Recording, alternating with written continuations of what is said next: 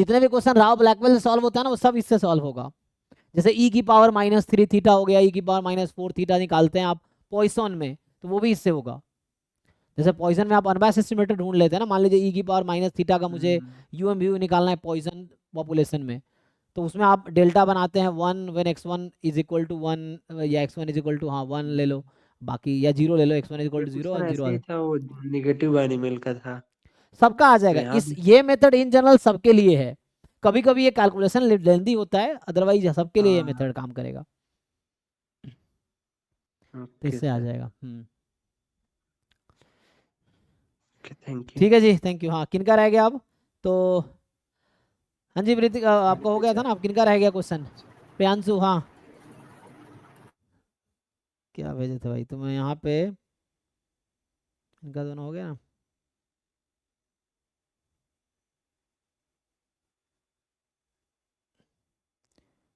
चलिए इतने क्वेश्चन है ना, ये समझ नहीं आ रहा किसका क्या है। दोबारा भेजो, दोबारा भेजो, जिनका रह गया दोबारा भेजो, अभी फिर से फॉरवर्ड करो तो समझ आएगा।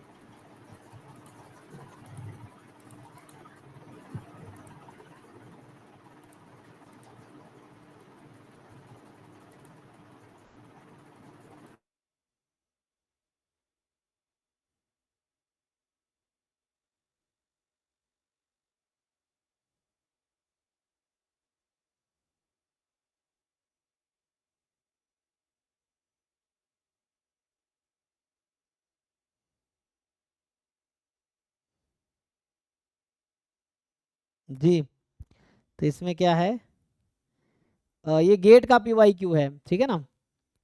तो गेट का ही ये देखता हूँ, रुक जाओ। क्या पूछ रहा है, x1 x2 xn joint PDF आपको दे रखा है, और then the variance of the random variable this. हाँ तो यहाँ एक अप्रोच ये है कि अगर मैं आपसे पूछूं ये f of x1 x2 x3, x1 x2 x3 ये है 80, ये गेट का PYQ है, गेट में आ चुका है क्वेश्चन, गेट का PYQ है। सो x1 स्क्वायर, सिलेबस में है ना? हाँ हाँ हाँ हाँ जैम के सिलेबस में भी है। सो ऑर्डर स्टैट्स का क्वेश्चन है एक्चुअली ये, 0 less than -1 less than x1 less than x2 less than x3 less than 1। देखो यहाँ से एक तो ऐसे ही समझ आ रहा है कि कहीं ना कहीं सब, देखो ऑर्डर स्टैटिस्टिक्स का सपोर्ट वही होता है जो सैंपल का होता है। तो मैं आपको अगर ऐसे सजेस्ट करूं कि y1 y2 y3 are IID uniform -1 and 1, तो अगर मैं ये जो x1 इन्होंने लिख रखा है, that x1 is actually minimum of y1 y2 y3, मुझे पता कैसे चला है ना, एक तो सपोर्ट एक यहाँ से देखोगे आपको दिख रहा होगा। सो ये है क्या एक्चुअली, उसका वजह ये मैं वजह बता देता हूँ, फिर आते हैं इस पे। देखो so this is the 3 factorial times, क्या लिख सकता हूँ मैं, 3 फैक्टोरियल मतलब कितना, 6 बाहर कर लो, तो 6 बाहर करोगे कितना बचेगा, 3/2 3/2 ना, ओके 3/2, 3/2 x1, 3/2 x2, 3/2 x3। सो देखो ये क्या हो गया, 3f x1 x या x1 x2 x3 ना, ये तो x1 x2 x3 था, तो ये ऐसा है 3 फैक्टोरियल fy1 इन x1, fy2 इन x2, fy3 इन x3। अच्छा एक अच्छा, जो मिनट, ज्वाइंट वाला डिस्ट्रीब्यूशन होता है एन फैक्टोरियल वहीं पे से। जी जी जी, तो जो हम लोग जानते हैं, मान लो आपके पास है x1 x2 xn, they are IID with PDF fx। So जो ऑर्डर स्टैटिस्टिक्स हैं x1 x2 xn, इसका जो ज्वाइंट डिस्ट्रीब्यूशन होता है n factorial times normal random variable का, या मैं ऐसा बताऊं कि n factorial times f x1 x2 xn x1 x2 xn, एक ये फॉर्मूला है कि जो ये आप पढ़ाए हैं क्या जब ऑर्डर स्टैटिस्टिक्स ये पढ़ाए ऑर्डर हैं? स्टैट्स मैंने इतना नहीं पढ़ाया था, क्योंकि वहाँ पे ये नहीं कराया था कि, अच्छा ये मैंने बताया नहीं वहाँ पे, एक्चुअली हमने वहाँ ज्वाइंट तक ही 2 वेरिएबल, अच्छा क्या आरएथ ऑर्डर स्टैट्स में ही रह गए थे। ये जैम में ऐसे था नहीं डायरेक्टली यहाँ पे, लेकिन ठीक है अभी के लिए क्वेश्चन आ गया है तो बता देता हूँ, देख लो।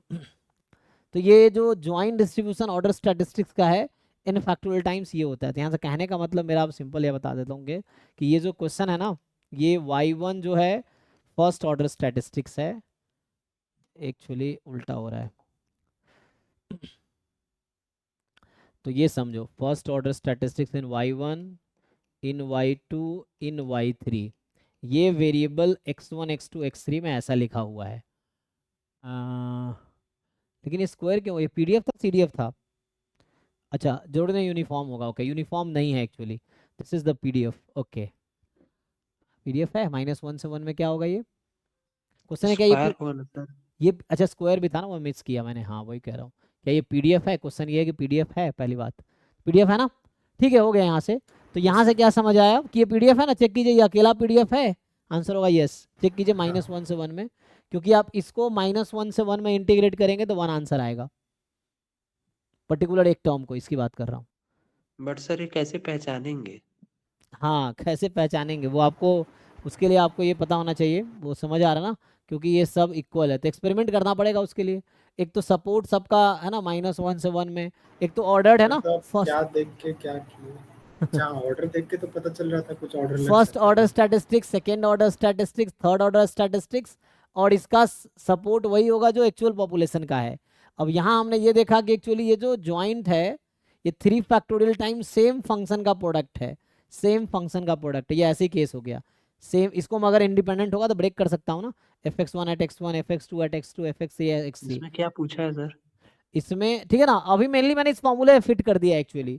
अब आपसे पूछा गया है कि what is the variance of x1 + x2 + x3, तो ये x1 x2 x3, तो आपसे पूछा गया है variance of x1 + x2 + x3। तो actually indirectly y in first order Variance of statistics, x1. y in second order statistics, y in third order statistics. और order statistics का सम वही होता है जो एक्चुअल सैंपल का होता है। कहने का मतलब ये है कि आपके पास n रैंडम वेरिएबल है x1 x2 xn, तो उसी से आप ऑर्डर स्टैटिस्टिक्स बनाते हो। तो n रैंडम वेरिएबल को ऐड करो या n ऑर्डर स्टैटिस्टिक्स को ऐड करो, सम तो सेम ही आना है। तो मेरा मतलब है y1 + y2 + y3, ये है यहाँ पे। अब ये y1 y2 y3 क्या है? तो ये मैं बोल रहा हूँ कि y1 y2 y3 are IID with PDF this one 3/2 y², जहाँ y की वैल्यू -1 से 1 में है। तो ये है y1 y2 y3 आपका, ठीक है। अब हो गया, अब यहाँ से निकाल पाओगे y का वेरिएंस? जैसे लिखा है आईडी तो हाँ एक का निकालो, 3 टाइम हो जाएगा, IID है ना, तो ये तो ऐसे इंडिपेंडेंट है। मतलब आप यहाँ पे ये देखिए कि ऑर्डर स्टैटिस्टिक था तो नीचे वाला थ्योरम लगा के आप पहले जनरल वेरिएबल का निकाल दिए। हाँ एग्जैक्टली जैसे इसको और ब्रेक करते तो ये हो गया n factorial time fx1 at x1 fxn at xn। तो हमने पहले n फैक्टोरियल बाहर निकाल दिए, इससे कंपेयर कर लिया। अब ये सबका सेम PDF है तो IID है, मतलब आइडेंटिकल डिस्ट्रीब्यूटेड है। और इंडिपेंडेंट क्यों है? क्योंकि प्रोडक्ट में है ना, तो इंडिपेंडेंट है। तो ऐसा हो गया, तो ये ज्वाइंट था और प्रोडक्ट में है तो IID हो गया। अब इसका PDF ये आ गया। अब ये चीज़, ये x1 x2 x3 यहाँ y का ऑर्डर स्टैटिस्टिक्स है, तो ये हो गया। अब 3 टाइम y1, यहाँ से वेरिएंस निकाल लो, इसका वेरिएंस निकाल लो इस PDF का 3/2 y² का, इसका जो PDF आएगा तो हो गया। तो इसका PDF है, इसका वेरिएंस निकाल लो और 3 टाइम कर दो तो इससे आंसर आ जाएगा। तो ये ऑर्डर ऐसे स्टैट्स का नॉर्मल जनरलाइज तरीके से करने में बहुत टफ हो जाएगा क्या? किससे? हाँ भाई टाइट हो गया। Variance of x1 + x2 x3 निकालने में नहीं कैसे निकालेंगे, उसके लिए क्या करना पड़ेंगे आप मान ले चलिए तो हमें, वेरिएंस में चाहिए था, बहुत टाइट हो गया था। तो उसके लिए पहले आपको निकालना पड़ेगा variance x1 + variance x2 + variance x3, 2 time covariance x1 x2, 2 time covariance x2 x3 + 2 time covariance x3 x1। तो बहुत लंबा कैलकुलेशन होगा तो आंसर आएगा, सीधा सीधा करेंगे तब भी आएगा, लेकिन वो बहुत लंबा होगा सीधा सीधा करने में। बट यही है कि यहाँ पे स्ट्राइक करने वाली ये स्ट्राइक करना चाहिए कि हाँ ये याद आना चाहिए, अच्छा ये इस 3 पे, वेरिएबल था तो 3 फैक्टोरियल निकाल दिए, फिर जो बचा उसका PDF कर दिया। हाँ वो एक जैसा ही दिख रहा है 4 सब। तो 4 फैक्टोरियल निकाल देता। हाँ अगर 4 होता 4 फैक्टोरियल निकाल देते, 5 होता 5 फैक्टोरियल निकाल देते, तो इस तरह से। तो ये ऑर्डर स्टैटिस्टिक्स का PDF n factorial time sample का PDF होता है, ये कहने का मतलब है। ऑर्डर स्टैटिस्टिक्स का joint PDF n factorial time sample का ज्वाइंट पीडीएफ है। तो ये सैंपल का ज्वाइंट पीडीएफ है जो कि प्रोडक्ट में है तो इंडिपेंडेंट है और सेम ही है तीनों, तो आइडेंटिकली डिस्ट्रीब्यूटेड है। तो इंडिपेंडेंट नहीं होता तो बस हम लिखते कि जॉइंट पीडीएफ अपना n फैक्टोरियल हटा के जो बचा वो हो जाता हाँ वो ज्वाइंट हो जाता है एग्जैक्टली, है ना। तो यहाँ मैंने ये कहा है कि जैसे फर्स्ट ऑर्डर स्टैटिस्टिक्स से लेके nth ऑर्डर स्टैटिस्टिक्स ये सेम ही होता है x1 से xn। अब ये यूज़ किया, अगर मुझे इसका वेरिएंस पूछेगा तो मैं इसका वेरिएंस निकालूंगा, क्योंकि यही n नंबर को ऑर्डर किया गया ना, सबसे छोटा पहला है, दूसरा छोटा तीसरा है, तो इन्हीं n नंबर्स को तो अरेंज करके ये बनाए जाते हैं। तो इसीलिए तो हमसे उसका वेरिएंस पूछा था तो हमने इसका वेरिएंस निकाला, बट वो बोले अवाई में है तो इन्होंने थोड़ा सा वेरिएबल को उल्टा पुल्टा किया है, ये है। ठीक है। अच्छा सर, एक चीज़ पूछना था। हाँ तो जैसे ये मतलब एक्स्ट्रा निकल आता है, जैसे आप पढ़ाते हैं फिर क्वेश्चन करते हैं तो नया थ्योरम बाहर आ जाता है, हाँ, तो सर वो कैसे है?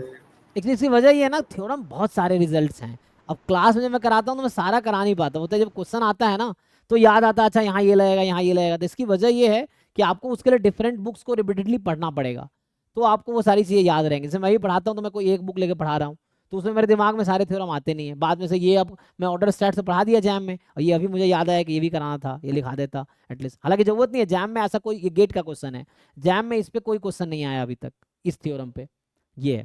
तो जैम में तो आया नहीं, गेट का है, लेकिन ठीक है लिखाने में कोई नुकसान नहीं था, लेकिन हमने ये लिखाया नहीं तो वैसे याद नहीं आता है। कई बार जैसे क्वेश्चन कर रहे हो तो नया रिजल्ट आ जाता है, उसकी वजह ये है कि बहुत सारे रिजल्ट है और कोई ऐसा परफेक्ट बुक नहीं जिसमें सारे एक जगह लिखा हुआ हो, ऐसा कोई परफेक्ट बुक नहीं है।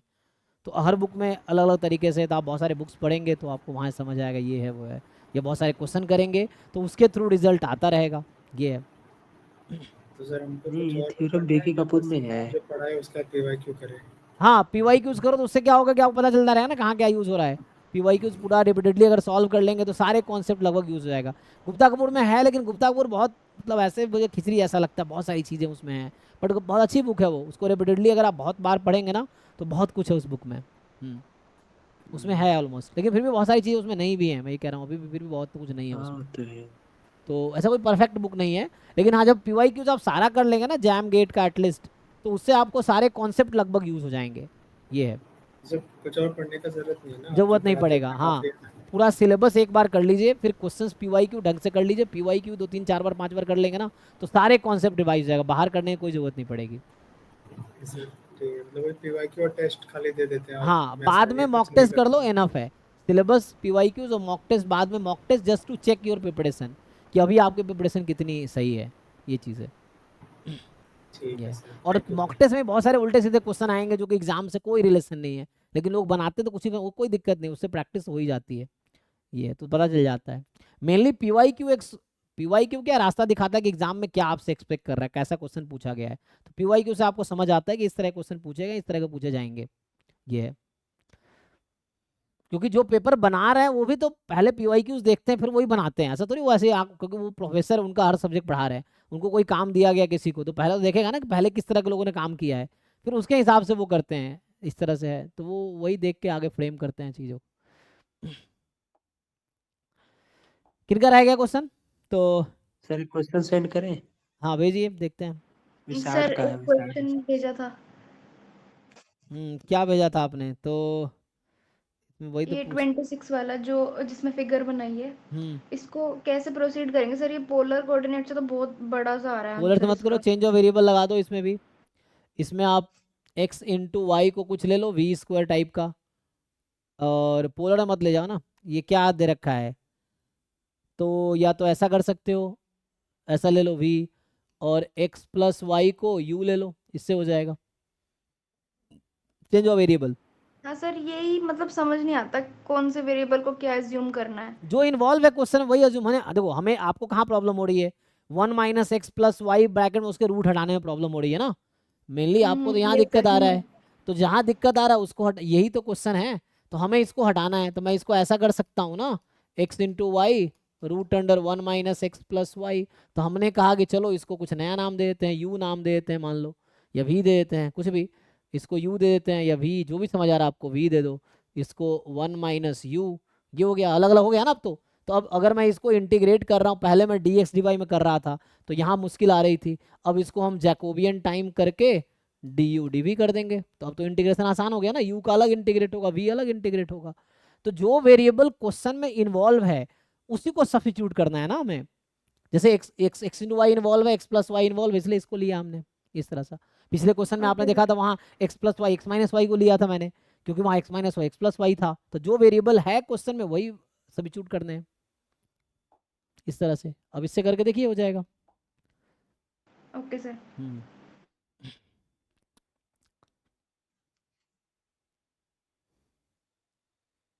हम्म बताइए इसमें क्या पूछना है। विसार्ड डिस्ट्रीब्यूशन का है अच्छा देखते हैं। 26। एक्चुअली ये सब